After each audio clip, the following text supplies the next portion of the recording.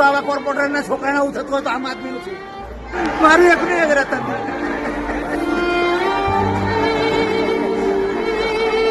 આવા લોકોને છોડશો નહીં બાપા અમારા કાળજાને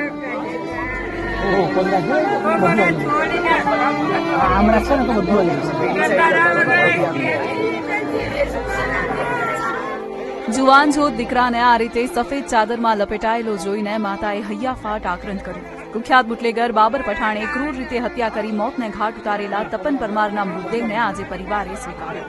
સયાજી હોસ્પિટલમાંથી તપનના મૃતદેહને તેના ઘરે લાવવામાં આવ્યો। પુત્રના મૃતદેહને જોતા જ પરિવારમાં રોકકળ મચી ગઈ।